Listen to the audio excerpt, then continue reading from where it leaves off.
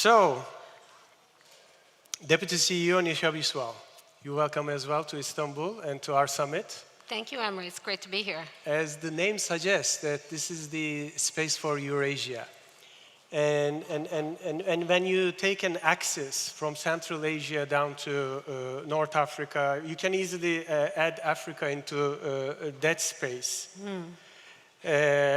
I think one thing common, that there is a lack of savings in this part of the world. That's why it makes the IFIs, DFIs, and bilateral or multilateral agencies, development agencies, plays a very prominent role, a big role in the sustainable development of our countries.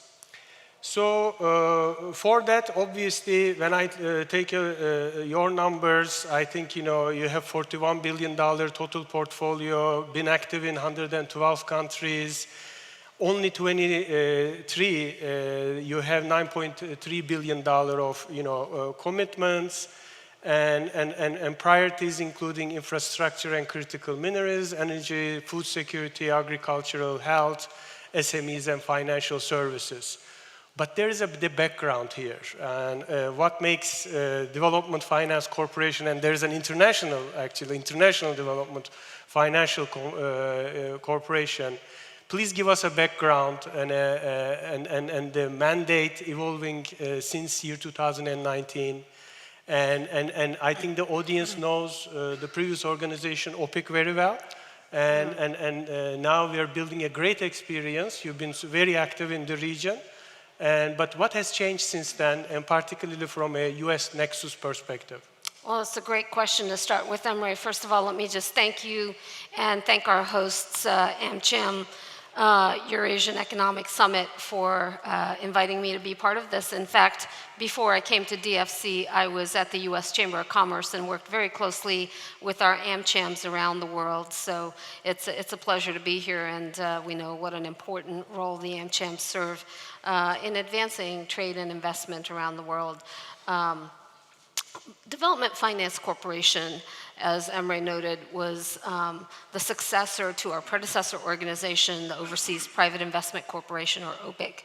And really, DFC was created by Congress to reflect the fact that the United States needed to have a more competitive, more compelling infrastructure finance mechanism to bring to the world, in light of the fact that we have such a massive shortfall in financing to fuel not only the infrastructure and the energy security, but really fuel the economic ambitions and address the major global challenges that we're seeing around the world today.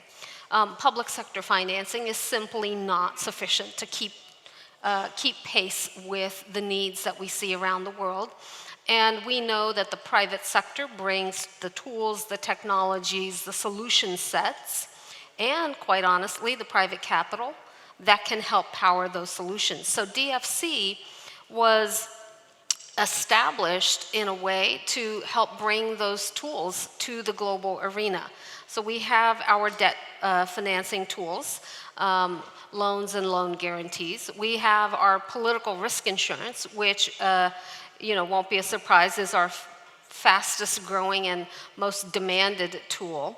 And then we have a new tool that Congress gave us, which is the ability to invest in equity, so that we can do both investing in funds as well as direct equity into companies. And then we have a TA facility that allows us to do small technical assistance, particularly around project prep, or around ESIA compliance. But in the 5 years, and in December of this year, it'll be 5 years as DFC, we have shown the ability to scale around the world. You talked about the sectors in which we're active.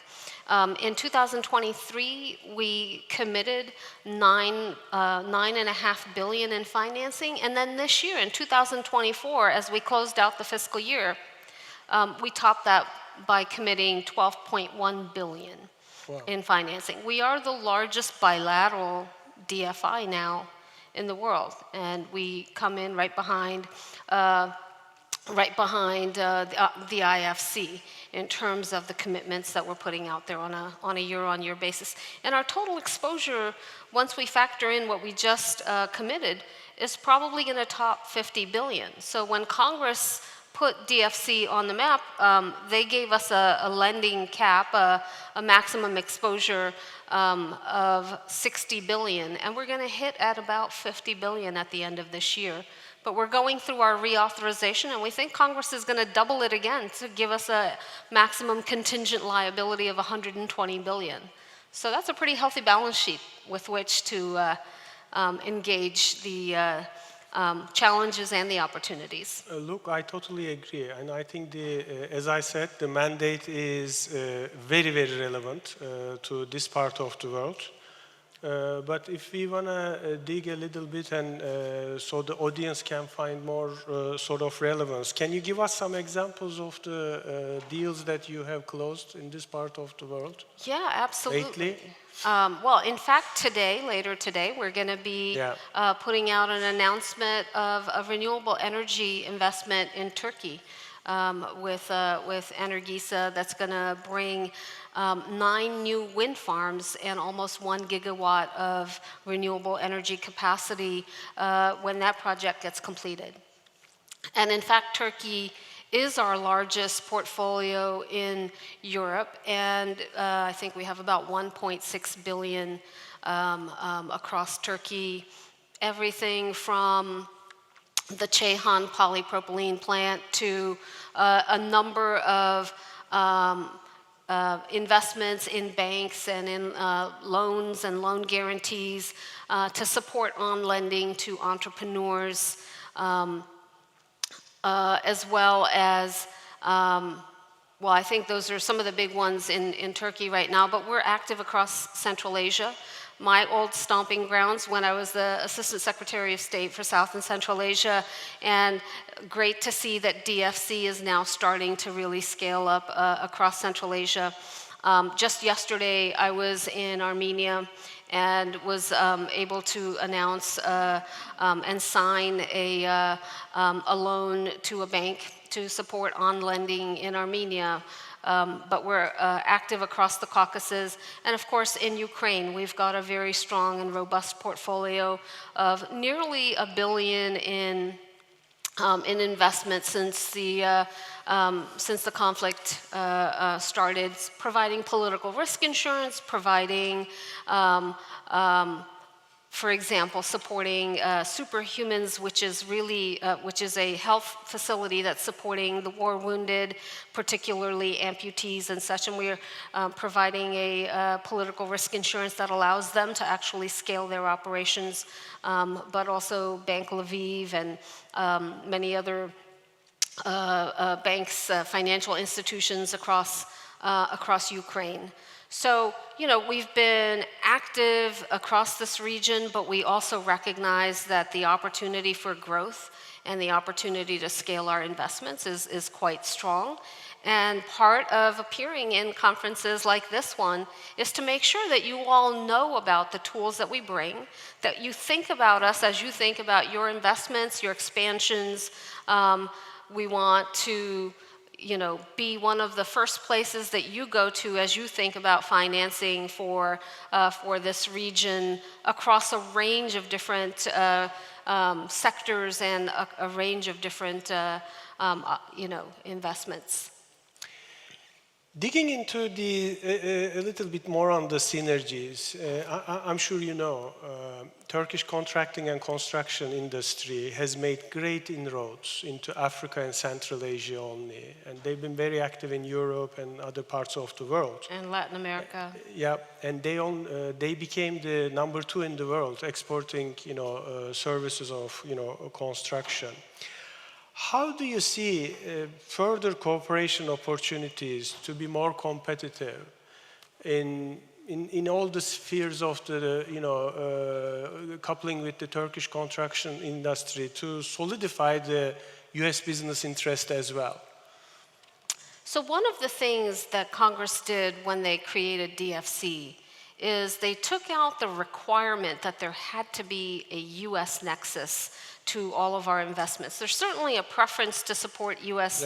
investment, but we can also work directly with the private sector of the countries in which we're investing. We can work with multinational companies, and we're working very closely with Turkish companies, particularly in the construction sector.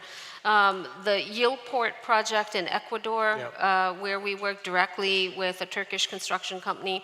The Suma Airport in Sierra Leone, as well as we just did the groundbreaking earlier this year of the Sika power plant in Sierra Leone, both of those with Turkish companies that were the project sponsors. So I think there is an opportunity as we look around the world and we look for partners who can operate and execute in the ways in which our financing works, which requires a great deal of transparency. It requires high standards. We do a lot of diligencing on environmental and social impacts.